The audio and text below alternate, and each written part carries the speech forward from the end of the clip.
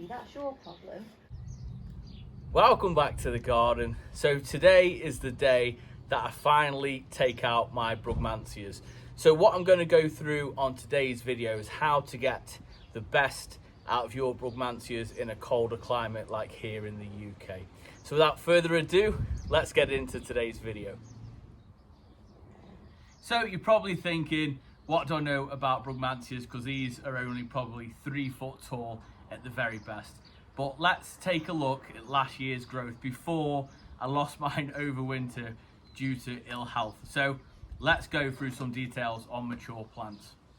So Brugmansias are an annual plant here in the UK. If you don't protect them from the frost, then you'll only get them for one season. Now they are classed as a hallucinogenic, so don't make them into any teas or anything like that. They are classed as toxic.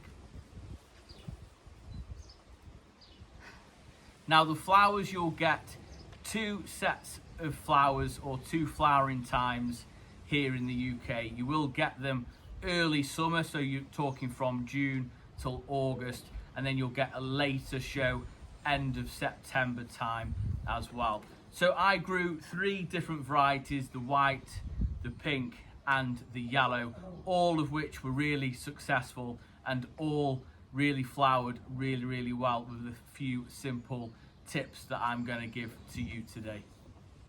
So while we're talking about fertilizers and feeds, the main 2 feeds that I give these plants throughout the season is A, chicken manure, and that is full of nitrogen, so that helps put on such a lot of growth, and the other one is fish blood and bone, which is general health for the plant. Now they are such a hungry and thirsty plant that you need to keep on top of your watering and your feeding. Mine have turned a touch yellow even though I'm feeding them every week. Now once the leaves have actually turned yellow, then it is really worth just taking those leaves off, because all you're going to try and do is when you're feeding it is it's going to concentrate on trying to make those yellow leaves green again, and you don't really need them, to be honest. I always take them straight off, and I actually always want to create a standard plant, so I'm stripping the leaves off the bottom of the plant all the time. So earlier on in the season I did discuss about getting the biggest plants possible, and I have gone ahead and done that, and some of my plants are actually about 1 foot taller to the ones I've actually taken the leader out of and became one main leader, which I'll show you today. Now a couple of comments that I got was you just see Gertie just there, one of which was the leaders on your plants look quite weak, and I do agree with you. That's always going to happen when you're taking out a couple or maybe 3 different potential leaders and you're just leaving it with one. So that is always going to happen, unfortunately, but it will thicken up. And the other main comment I got was about staking my plants. Now I live in the East Midlands, but I live in a very rural area, and as you can see from the banana behind me, it still looks like a beautiful day today, but the banana is going in the wind. So I do live in quite a windy area, so I would be gutted if I didn't stake them and give them some support, and I'd also be disappointed for you guys if I didn't say to you, then give them some sort of support while they're young.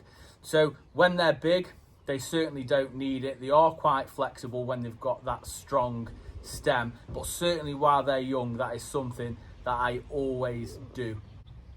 So other than the 2 main feeds, I actually switch it up in mid-August, and I give them a straight potash every single week, and that comes within a powder form, and I feed that. I just simply sprinkle that on top of the pots or in top of the borders every single week and give them a really good water.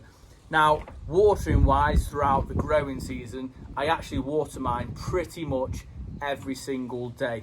Now with the leaves, they are constantly yellowing with it being so hungry, so don't be afraid to strip off that main leader and just leave almost like a standard plant just at the top. It really will come good.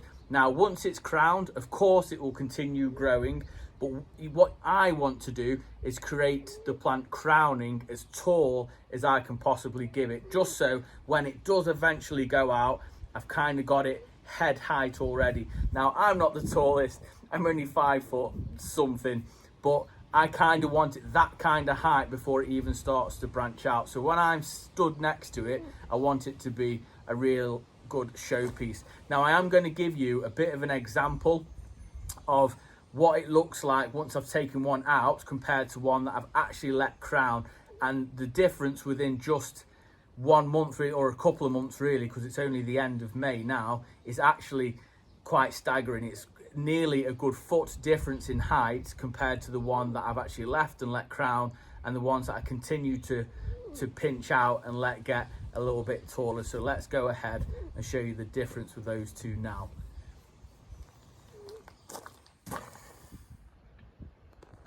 So the one on the right is the one that I've left to crown, and it's got a couple of 3 buds on, which again, I'm going to leave, to be honest.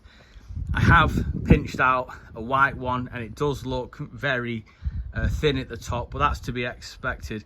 But the one on the left is actually stayed a main stem and it hasn't branched out yet, but you can see there's about a foot growth difference. So really, if you want the biggest plant possible before it crowns out to the top, which obviously it is going to get even bigger once it's crowned, that is the way to do it. Let me bring the next one I actually have done, and I'll put some clips in of it also where you can see me pinching out this particular plant, and you can see what a difference it has actually made to the plant as well. So again, you can see the difference between the two. The one on the right is the one that I pinched out. I've been continuously pinching out, to be honest. It's been throwing out a lot of different leaders. But the one on the left I've simply left, and you can see here that the buds are coming on really nicely. Something actually at this bud when it was quite young, but it's just branching out here, and I'm going to let it do its thing, to be honest, because this is just for the purpose of this video. I do want them to be as big as possible, obviously, but I really don't mind a couple being a little bit shorter. Just going back to the comment about a stake, I think it's a pretty known fact that obviously if you don't stake your plants and the wind's just sort of catching it all the time, it's going to put down stronger roots. So in general, it will be a healthier plant for it. Just, I'm probably being a little bit overcautious with it, but it certainly hasn't hurt while they were young. I certainly won't be staking these any higher, so if I lose a bit of growth off the top, then that's just the way it is. That's the way gardening is, right? But I've set myself up, in theory, for a really good growing season with the Brugmansias.